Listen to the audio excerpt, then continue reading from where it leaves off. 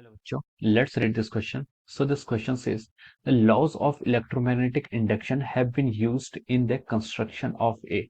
Option A is galvanometer, option B is voltmeter, option C is electric motor and option D is generator. Okay, तो चलिए अब हम इस question को start करते हैं। तो देखिए बच्चों, इस क्वेश्चन का की कॉन्सेप्ट आपका लिख सकते हैं।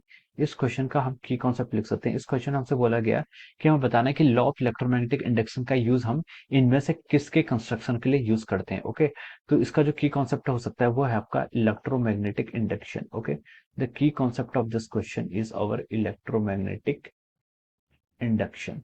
इलेक्ट्रोमैग्नेटिक इंडक्शन पर बेस्ड यहाँ पर ये क्वेश्चन है। इलेक्ट्रोमैग्नेटिक इंडक्शन होता क्या है? इलेक्ट्रोमैग्नेटिक इंडक्शन आपका ये होता है, इलेक्ट्रोमैग्नेटिक इंडक्शन की डेफिनेशन ये है कि whenever there is change in magnetic flux, अगर कहीं पर आपका क्या होता है, मैग्नेटिक फ्लक्स क्या होता है, चेंज होता है। डिफाई बाय dt यानी कि change of magnetic flux with respect to the time, यानी कि rate of change of magnetic flux will induce an EMF. इससे क्या होता है कि ईएमएफ ई क्या होता है, इंड्यूस होता है। This is our electromagnetic induction. Okay, whenever there is change in magnetic flux it will induce an EMF, and we can write that E is equal to minus d phi by dt।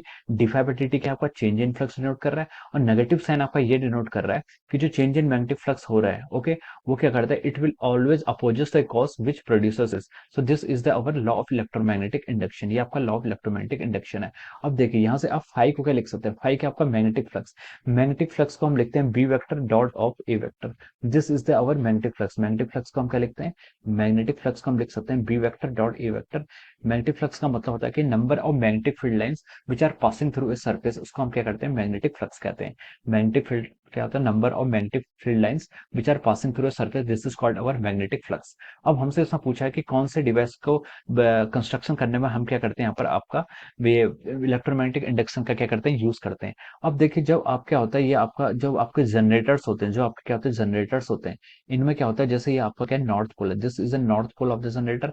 इनको क्या करते हैं, यहाँ पर आपकी दो strong permanent magnet होते हैं, उनके बीच में क्या करते हैं, हम एक कॉइल को क्या कर देते हैं, प्लेस कर देते हैं। We place a coil between this two poles of this permanent magnet. Okay, यहाँ पर आपके एक कॉइल को हम ऐसे रख लेते हैं, this is our circular coil.